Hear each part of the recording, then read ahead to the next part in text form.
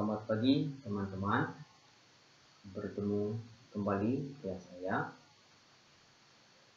Pada pagi yang indah ini, saya akan berbagi kepada teman-teman sekalian mengenai makna doa. Apa sebenarnya makna dibalik doa itu dan apa manfaatnya untuk kita? Tapi sebelum sampai ke situ, saya ada sedikit membagikan atau melihat fenomen-fenomen yang terjadi di dunia kita pada saat ini atau sekarang ini, dunia yang modern. Segala-galanya telah tersedia, baik kecanggihan serta informasi.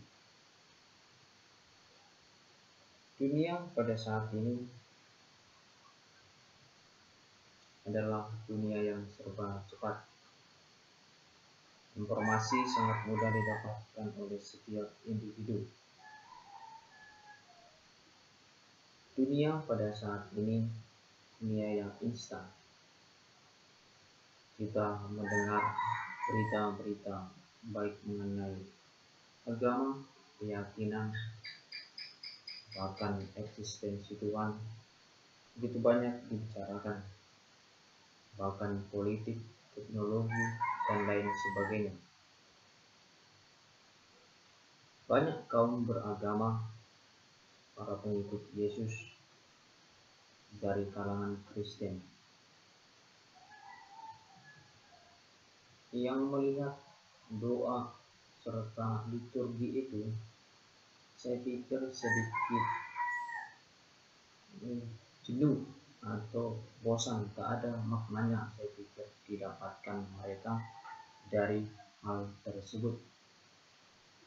Kenapa hal itu bisa terjadi menimpa seseorang, menimpa individu? Itu dia kekeringan.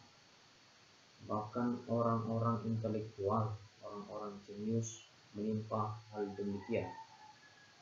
Maka mereka bisa dikatakan murtad dan murtad mualaf. Kenapa mereka bisa menjadi seorang mualaf, beralih dari kepercayaan yang satu pindah kepada kepercayaan yang lainnya? Saya pikir karena pribadi itu, individu itu tidak menemukan makna dari esensi agama, tidak menemukan makna dari sebuah doa. Saya pikir dia masuk gereja hanya sekedar masuk, tapi tanpa ada hubungan yang erat dengan Sang Pencipta itu atau kepada Tuhan itu sendiri. Maka dia merasa jenuh, dia merasa bosan, hidupnya begitu-begitu saja. Dia sebagai orang Kristen melihat realitas bahwa kehidupan orang lain lebih baik daripada kehidupannya, walaupun dia tiap saat berdoa, tiap minggu masuk gereja, tapi sepertinya tidak ada apa-apa didapatkannya. Bahkan kehidupan spiritualnya, kehidupan rohaninya begitu-begitu saja, tidak ada seperti progres. Maka terjadilah yang namanya mualaf, ya kan, perpindahan salah satu kepercayaan yang dianutnya pergi kepada kepercayaan yang lainnya. Dan hal-hal seperti inilah yang membuat onak dan terjadi pada saat ini, di mana kita melihat gereja ditutup, dijadikan tempat hiburan. Seakan-akan manusia zaman sekarang ini telah begitu memiliki pandangan yang sekularisme gitu kan. Dari hal-hal yang bisa dikatakan sakral menuju hal-hal yang propan gitu. Saudara dan saudariku, Baik teman-temanku, dimanapun Anda berada sekalian, perlu saya membicarakan tentang makna sebuah doa ini. Yesus mengajarkan kepada kita semua, jika engkau berdoa, berdoalah di dalam kamarmu, tutuplah pintu serta jendela. Artinya, doa merupakan hubungan yang erat dengan Tuhan, hubungan yang mesra, hubungan yang rindu. Artinya, ketika kita berdoa, kita berkomunikasi secara erat kepada Tuhan yang transenden itu, yang memberi kebahagiaan di dalam hati kita. Ketika kita berdoa, kita dapat menerima diri kita. Ketika kita berdoa, kita dapat merasakan eksistensi Tuhan itu yang ada di seberang, yang sering juga dikatakan sebagai metafisik, ya. Jadi, itu adalah sebuah rahasia ketiga orang dapat melihat doa itu sebagai jalan kebahagiaan dan kerinduan. Doa itu sejauh pengalaman saya merupakan hubungan yang mesra, yang rindu. Dan di balik itu semua ada kebahagiaan yang tidak dapat terungkapkan, yaitu luapan hati kita, di mana seakan-akan Tuhan itu berbicara dekat dengan kita, seakan-akan hati kita itu begitu sangat membahagiakan dan pikiran kita begitu sangat jernih melihat realitas hidup ini.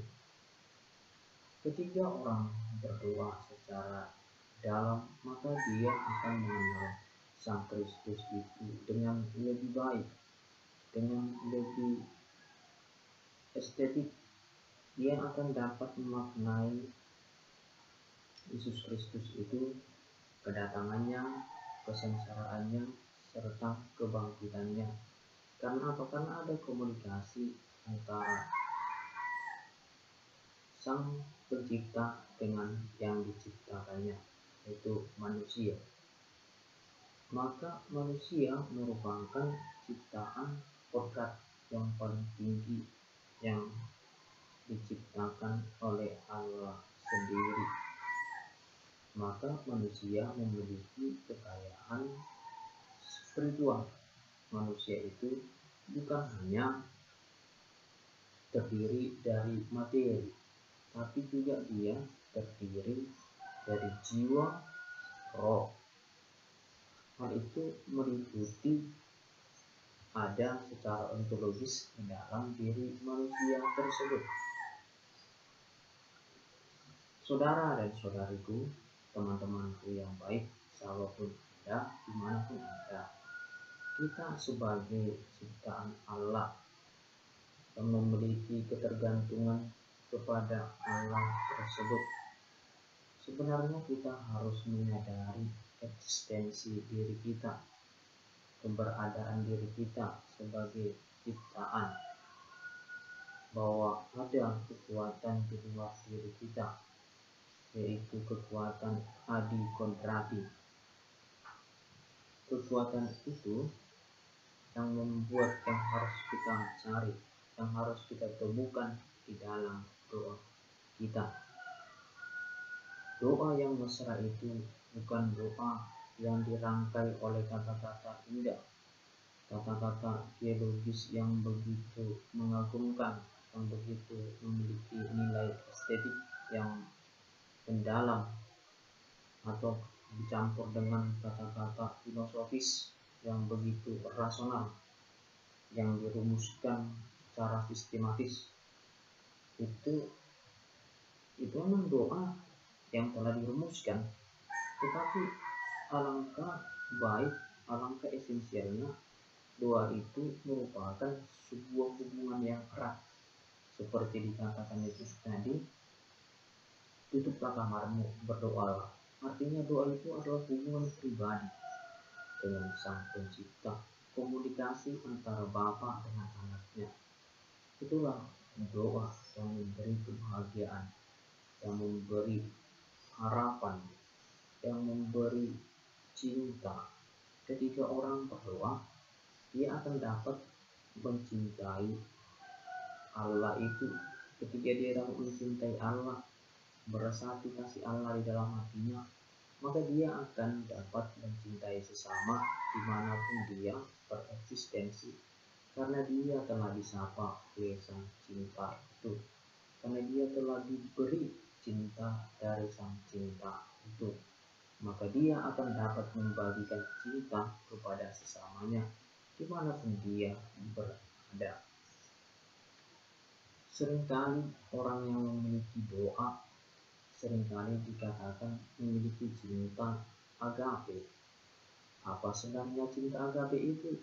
Cinta agape adalah cinta yang tanpa syarat, mencintai yang tidak kelihatan tetapi dapat dirasakan eksistensinya di dalam sangkar suci setiap individu.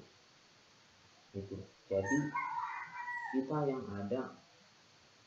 kita yang bereksistensi di dunia, yang memiliki kebebasan dan juga keterbatasan, mari kita menyeimbangkan antara cinta agape, cinta eros. Tapi itu kalau tidak salah cinta filia, persahabatan. Tapi kalau salah kata-kata itu bisa dikoreksi di komentar ya. Maka kita akan dapat menyeimbangkan antara cinta agape, yaitu cinta kepada Tuhan, cinta yang tanpa syarat, dan menyeimbangkan cinta eros, cinta seksual suami istri yang lebih erat gitu, erotis gitu kan. Tapi yang perlu saya tekankan itu mengenai cinta agape. Cinta agape itu dilakukan seperti Bunda Teresia dari Calcutta, di mana dia melayani sesamanya yang ada di Calcutta tersebut. Di luar dinding biara, orang melarat, menderita, tidak makan dan lain sebagainya. Itulah yang dilihat oleh Bunda Teresa. Makanya dia dapat melakukan kebaikan kepada sesama. Dan juga hasil dari kehidupan rohani dilakukan oleh Santo Antonius dari Padua, di mana Santo Antonius dari Padua ini adalah seorang pengkhotbah ulung, baik di Sisilia dan tempat-tempat lainnya. Dia merupakan seorang pengkhotbah ulung. Ada hal yang menakjubkan dalam diri Santo Antonius dari Padua tersebut, di mana dia berkobar-kobar untuk mewartakan, untuk berkhotbah mengenai eksistensi Tuhan itu, bahwa Tuhan itu adalah ada dan juga pengasih yang mengasihi umat manusia. Maka Antonius dapat memberi hidupnya secara lebih utuh pada pewartaan, sampai-sampai ikan-ikan yang ada di pulau-pulau katanya mau mendengarkan khotbah Antonius dari Padua tersebut. Itu kenapa bisa terjadi? Karena Antonius dekat dengan Tuhan itu sendiri. Dia memiliki cinta dari Tuhan, maka ia akan membagi cinta itu kepada sesamanya.